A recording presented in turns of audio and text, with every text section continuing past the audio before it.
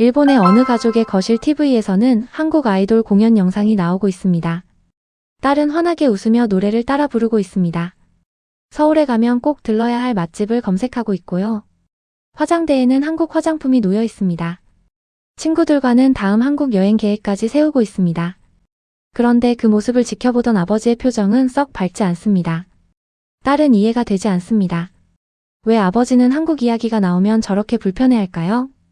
한국 드라마가 세계적으로 성공했다는 뉴스가 나오면 그것도 잠깐이야 라고 말합니다. 한국 기업 이야기가 나오면 원래는 일본이 더 잘했어 라고 말합니다. 서울에 여행을 간다고 하면 또 굳이 왜 한국까지 가냐? 고 묻습니다. 딸 입장에서는 정말 이해할 수가 없습니다. 자신이 아는 한국은 멋진 나라거든요. 좋아하는 아이돌이 있는 나라, 맛있는 음식이 있는 나라, 친절한 사람들이 있는 나라, 언젠가는 꼭 살아보고 싶은 나라. 그런데 아버지는 왜 저렇게 한국을 불편하게 생각하는 걸까요? 오늘 이야기는 바로 여기서 시작합니다. 요즘 많은 사람들이 일본이 한국을 부러워한다고 이야기합니다. 또 어떤 사람들은 일본이 여전히 한국을 무시한다고 말합니다. 그런데 사실 더 중요한 건 따로 있습니다. 지금 일본에서는 같은 한국을 보면서도 완전히 다른 감정을 가진 두 세대가 등장하고 있다는 겁니다. 아버지가 보는 한국과 딸이 보는 한국은 전혀 다른 나라입니다. 도대체 왜 이런 일이 벌어지는 걸까요? 그 답을 알려면 먼저 일본의 아버지 세대가 살았던 시절로 돌아가야 합니다. 지금 기성세대 일본인들이 젊었을 때 일본은 정말 대단했습니다. 1980년대 일본은 세계를 놀라게 했습니다. 경제는 폭발적으로 성장했고 부동산 가격은 끝없이 올라갔습니다. 소니와 파나소닉, 도시바 같은 기업들은 세계 시장을 휩쓸었습니다. 당시 일본에서는 이런 말까지 나왔습니다. 도쿄 땅을 팔면 미국 전체를 살 수 있다. 지금 들으면 믿기 어려운 이야기지만 당시에는 실제로 그런 분위기가 있었습니다. 뉴욕의 상징적인 건물을 일본 기업이 사들였고 미국 언론은 일본이 세계 경제를 지배할 것이라고 걱정했습니다. 그리고 그 시절 일본 사람들이 바라보던 한국은 어떤 모습이었을까요? 솔직히 말해서 지금과는 많이 달랐습니다. 한국은 일본을 따라가는 나라였습니다. 전자제품도 자동차도 산업도 일본을 배우는 입장이었습니다. 당시 일본인들에게 한국은 경쟁자가 아니었습니다. 후발주자에 가까웠습니다. 그래서 지금 일본 기성세대의 머릿속에는 아주 강력한 기억이 남아 있습니다. 일본은 앞서 있었고 한국은 따라왔다. 이 기억이 생각보다 강합니다. 문제는 세상이 변했다는 겁니다. 엄청나게 변했습니다. 그런데 기억은 쉽게 변하지 않습니다. 여기서 흥미로운 일이 벌어집니다. 아버지는 여전히 1980년대의 기억을 가지고 한국을 바라봅니다. 하지만 딸은 전혀 다른 시대를 살고 있습니다. 일본이 세계 최강 경제대국 후보였던 시절도 모릅니다. 소니가 세상을 지배하던 시절도 모릅니다. 그들이 태어났을 때 일본은 이미 장기 침체에 들어가 있었습니다. 잃어버린 30년이라는 말이 자연스럽게 들리는 시대였습니다.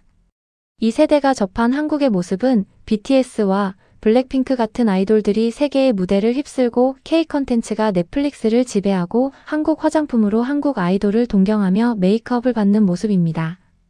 같은 한국을 떠올리지만 출발점 자체가 완전히 다른 겁니다. 그러니까 딸은 이해할 수 없는 거예요. 아버지가 말합니다. 한국은 원래 우리보다 아래였어. 그런데 딸이 아는 한국은 그렇지 않습니다. 딸이 보는 서울은 화려합니다. 문화는 세련됐습니다. 콘텐츠는 전 세계에서 사랑받고 있습니다. 그러니까 딸 입장에서는 이런 생각이 드는 겁니다. 아버지는 왜 자꾸 옛날 이야기만 하는 걸까? 반대로 아버지도 답답합니다. 한국이 잘 나가는 건 알겠는데 왜 저렇게 오버하면서 열광하지? 결국 두 사람은 같은 나라를 보면서도 전혀 다른 시대를 보고 있는 겁니다. 그리고 저는 여기서 정말 중요한 변화가 하나 있다고 생각합니다. 예전에는 일본 사람들이 한국을 알기 전에 역사와 정치 이야기를 먼저 접했습니다. 하지만 지금은 아닙니다. 요즘 일본 젊은 세대는 한국을 좋아하게 된 다음에 역사 이야기를 접합니다. 순서가 완전히 뒤바뀌었습니다. 넷플릭스를 통해 드라마를 보고, 유튜브를 통해 음악을 듣고, SNS를 통해 서울 여행 영상을 봅니다. 그렇게 한국에 대한 좋은 이미지를 먼저 쌓습니다. 그리고 나서 역사 문제를 접하게 됩니다. 이 차이는 생각보다 엄청납니다. 왜냐하면 사람은 처음 받은 첫인상을 쉽게 바꾸지 않기 때문입니다. 그래서 일본의 젊은 세대는 한국을 경쟁국으로 보기보다 따라하고 싶은 문화 강국으로 받아들이는 경우가 많아졌습니다. 그런데 바로 여기서 또 다른 갈등이 시작됩니다. 왜냐하면 아버지 세대가 보기에는 그 모습이 낯설기 때문입니다.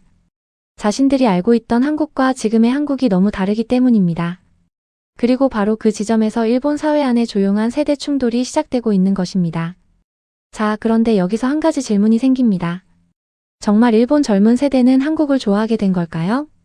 아니면 단순히 유행을 따라가는 걸까요? 이 질문이 중요한 이유가 있습니다. 사실 일본에도 훌륭한 문화 콘텐츠가 많습니다. 세계적으로 유명한 애니메이션도 있고요. 오랫동안 사랑받아온 음악도 있습니다. 음식 문화 역시 세계 최고 수준이라고 평가받고 있습니다. 그런데도 왜 일본의 젊은 세대는 한국에 이렇게 열광하는 걸까요? 답은 의외로 간단합니다. 한국은 지금 일본 젊은 세대가 가장 부러워하는 모습을 보여주고 있기 때문입니다.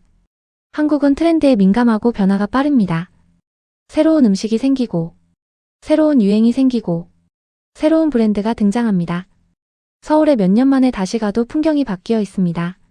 반면 일본은 장점도 있지만 변화가 느린 편입니다. 안정적이지만 역동성은 부족하다는 평가도 있습니다.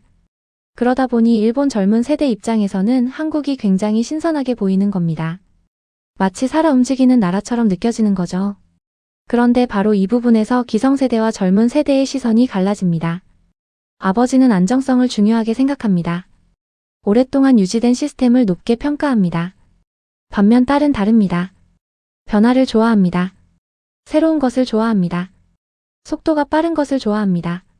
그러니까 한국을 평가하는 기준 자체가 다른 겁니다. 그런데 여기서 더 흥미로운 사실이 있습니다. 일본의 기성세대가 정말 한국을 싫어해서 불편해하는 걸까요? 저는 꼭 그렇지만은 않다고 생각합니다. 오히려 어떤 경우에는 그 반대일 수도 있습니다.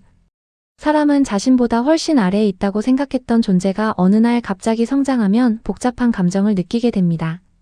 인정은 해야겠는데 마음이 편하지는 않은 거죠. 이런 감정은 일본만의 이야기가 아닙니다. 어느 나라에서나 나타나는 자연스러운 현상입니다. 예를 들어 생각해보세요. 오랫동안 한참 밑에 후배라고 생각했던 사람이 있는데 어느 순간 그 후배가 더 잘 나가게 됐습니다. 그런 기분이 어떨까요? 축하해주고 싶으면서도 묘한 감정이 생길 수 있습니다. 일본의 일부 기성세대가 느끼는 감정도 어쩌면 비슷할지 모릅니다. 그들이 받아들이기 어려운 것은 한국이라는 나라 자체가 아닐 수도 있습니다. 자신들이 알고 있던 세계가 바뀌었다는 사실일 수도 있습니다. 그리고 사실 이것이 진짜 핵심입니다. 많은 사람들은 일본이 한국을 부러워한다고 말합니다. 하지만 조금 더 정확하게 말하면 일본의 젊은 세대가 부러워하는 것은 한국 그 자체가 아닐 수 있습니다. 한국이 보여준 변화의 힘일 수도 있습니다. 불과 수십 년 전만 해도 한국은 일본을 배우던 나라였습니다. 그런데 지금은 전 세계가 한국의 독창적인 콘텐츠를 이야기합니다. 젊은 세대는 이런 변화를 좋아합니다. 왜냐하면 그들은 아직 미래를 믿고 있기 때문입니다. 그래서 한국을 보며 이런 생각을 합니다. 나라가 저렇게 달라질 수도 있구나. 저렇게 성장할 수도 있구나. 저렇게 세계를 놀라게 할 수도 있구나. 그런 희망을 보는 겁니다. 반면 기성세대는 다릅니다. 과거를 기억합니다. 이미 지나간 영광을 기억합니다. 그래서 변화 자체보다 과거와 현재의 차이를 먼저 보게 됩니다. 결국 일본 안에서 벌어지는 갈등은 한국 때문이 아닐지도 모릅니다. 과거를 기억하는 세대와 현재를 살아가는 세대의 충돌일 수도 있습니다. 그리고 저는 여기서 우리 이야기도 해보고 싶습니다. 사실 한국도 똑같습니다. 우리 부모님 세대가 보는 미국과 20대가 보는 미국은 다릅니다. 부모님 세대가 보는 일본과 젊은 세대가 보는 일본도 다릅니다. 결국 모든 나라는 자기 세대의 경험을 통해 다른 나라를 바라보게 됩니다. 그래서 일본에서 벌어지는 변화는 단순히 한일 관계 이야기가 아닙니다. 시대가 바뀌고 있다는 신호일지도 모릅니다. 그리고 그 변화의 한가운데에 한국이 있는 것입니다. 어쩌면 지금 일본의 딸 세대는 한국을 동경하는 것이 아니라 새로운 시대를 먼저 받아들이고 있는 것일지도 모릅니다. 반대로 일본의 아버지 세대는 한국을 미워만 하는 것이 아니라 자신들이 살았던 시대를 놓지 못하고 있는 것일지도 모릅니다. 그래서 오늘 처음 이야기로 다시 돌아가 보겠습니다. 한국 이야기가 나오면 불편해하는 아버지, 그리고 한국 여행을 꿈꾸는 딸. 겉으로 보면 두 사람은 한국 때문에 싸우는 것처럼 보입니다. 하지만 사실은 아닐 수도 있습니다. 두 사람이 싸우는 이유는 한국이 아니라 서로 다른 시대를 살고 있기 때문인지도 모릅니다. 한 사람은 과거의 기억 속에서 한국을 바라보고 있고, 한 사람은 현재의 경험 속에서 한국을 바라보고 있습니다. 그래서 같은 한국을 보면서도 전혀 다른 감정을 느끼는 것입니다. 한국을 바라보는 기준 자체가 바뀌고 있다는 것. 그리고 그 변화가 이제는 부모와 자녀가 서로를 이해하지 못할 정도로 커지고 있다는 것. 그것이 지금 일본 사회에서 벌어지고 있는 가장 흥미로운 이야기인지도 모르겠습니다. 여러분은 어떻게 생각하시나요? 댓글로 여러분의 생각을 들려주세요. 저희 채널은 우리나라의 자랑스러운 모습을 함께 나누고 있습니다. 여러분의 마음속에 작은 감동으로 남았기를 진심으로 바랍니다. 오늘 영상이 좋으셨다면 구독과 좋아요, 알림 설정 꼭 부탁드립니다. 그리고 댓글로 여러분의 생각도 함께 나눠주세요. 여러분과 함께 대한민국이 더 자랑스러워지는 채널로 만들어가겠습니다. 그리고 앞으로도 한국이 더 자랑스러워지는 순간들을 정성껏 담아 전해드리겠습니다. 함께 해주셔서 진심으로 감사합니다.